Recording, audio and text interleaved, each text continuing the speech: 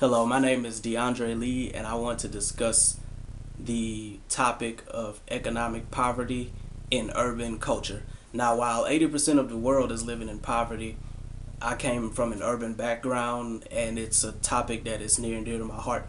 Now, I believe that the first reason for urban poverty in America is that it's systematic. I remember reading a story about this area in Oklahoma during the early 1920s.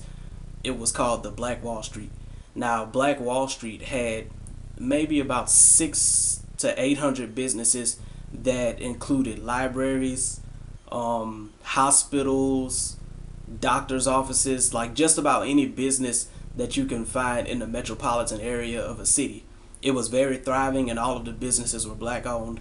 Well, the in the summer of 1921, this whole community was bombed with planes, and a lot of people speculate that it was government and KKK involved behind everything. Around 300 people died and many more were injured, and of course that area never was built back up to the economic power that it was then.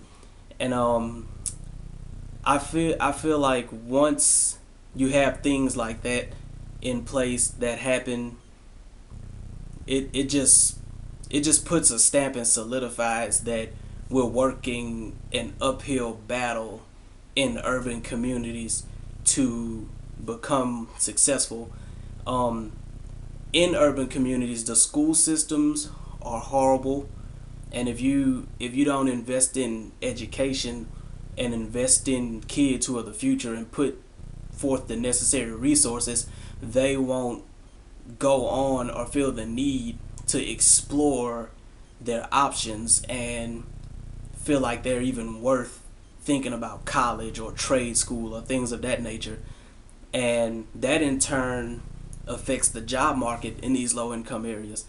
Then the jobs are only limited to really fast food, Walmart, retail jobs like that.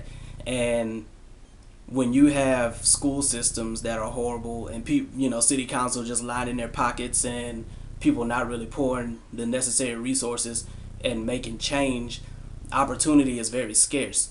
And when opportunity is scarce, of course, crime rises.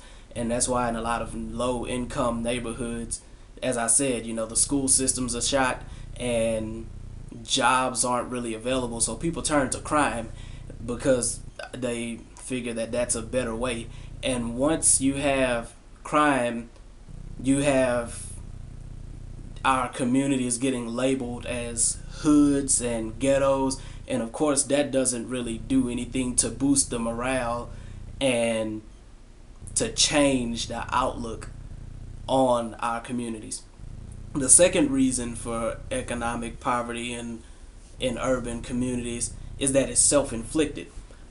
We, especially as African Americans, we have this, everything is a mindset, and I believe that a lot of times we get stuck in this notion of, oh well, I graduate high school, college not really my thing, I'm not smart, i'm not I'm not going to waste my time going to college, and then you land into a dead end job.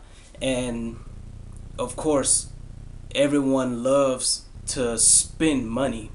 Regardless of how they make it, people love to spend money. And what do? We go out and we buy clothes, we buy shoes, we spend money on making other people rich. We spend African Americans put billions of dollars into industries every year, and you'd think that spending millions and billions of dollars on the liquor industry, on tobacco, cars, fashion, parties, stuff like that, you'd think that we can use some of that money, the power of the black dollar, to better our culture and to better our communities. But it's one of those cases where ignorance is bliss, and people would rather spend money on a good time and things that are temporary than to invest in something that's long term. And moving on to one of the things that we can do to combat urban poverty, that would be to generate wealth.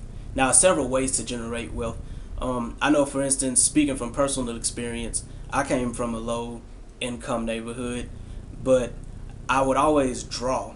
Every time someone saw me, I was drawing or writing music or doing something of that nature. And when you have a love for something, you see that as your ticket, as your way to bless the world, so to say. And I had people around me who would invest in me. Somebody would knock on the door like, hey, I seen you were drawing. I have these pencils for you. I had people buying me sketch pads and paint and things of that nature. So in our communities, we need to find kids and just people in general who have passions and have talents and get behind them. We need to rally behind those people and put our money, our time, and our support into making sure that they make it. And also we need to spend our money on things that will grow for us. When you look at people who invest their money, wealthy investors, they have IRAs, stocks, bonds. We in urban communities don't spend enough time on investing in things of the future. Like I said earlier, we will buy clothes, shoes, spend money on parties and things of that nature, and the next day we won't even remember what happened at the party, or a year from now those shoes will be dirty or we won't even have them anymore. The next way to generate wealth would be to research. We perish from a lack of knowledge. We need to gain knowledge on our crafts, on how to put things into place.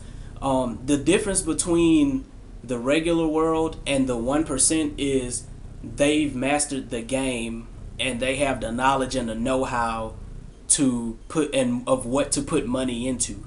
And I feel like if enough people would just sit down and take the time to read a book or to research things that their money can go into, what their time and their resources can go into, that would do wonders for lifting poverty out of communities. And lastly, when you have the top 1% or just wealthy people in general, for instance, Michael Jordan, the urban community spends millions of dollars on Jordan shoes, apparel, slippers, socks, and all kind of things like that. But you have a guy like Michael Jordan who funds and invests in private prisons. And so that just goes to show that of the top 1% or just, regular billionaires like Michael Jordan, they are banking on us being ignorant. They are pretty much profiting off of us continuing this cycle of systematic oppression and this self-inflicted poverty that we are putting on ourselves. You have the in these areas, you don't have things like Whole Foods and places where you can get healthy foods. You have McDonald's, churches, Popeyes, Burger King, and that in turn gives us diabetes, hypertension and things like that, cancer. And who profits off of that directly? Pharmaceutical industry. So you have wealthy people who invest in prisons and pharmaceutical industry because they know that in these low income areas we're going to eat fast food, we're going to buy clothes, shoes, jewelry, and things of that nature, and that if we can't find a job that's good enough, that we're going to play the hand we're dealt and just spend all of the little money that we're making in our dead-end minimum wage job, or we're going to resort to crime to get the things that we want in general. So in closing, I would just like to say that if our generation would just rise up and just take the time to believe in themselves and to focus on their craft and to just know that it's a time and a place for everything, not to entertain the culture of partying and, oh, I have to have the newest Jordans, or I have to go out and spend money on this, I need the gold Jesus piece. If we would just take the time out to put our things put our minds on the things ahead. I I screen print shirts now. I'm a graphic design major. I screen print shirts and I also do music. I've spent about $1,000 investing in the past couple of months into my crafts, and I've seen 100% return on my investment. So anything is possible if you just set time out to just research and to know what you're doing and just find things to invest your time, resources, and money in.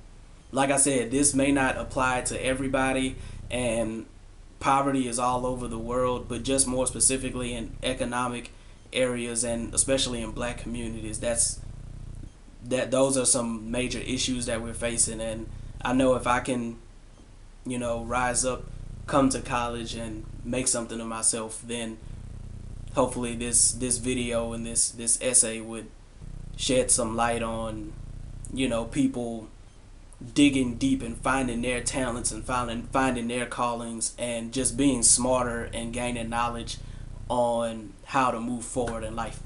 So that's it. Thank y'all for watching.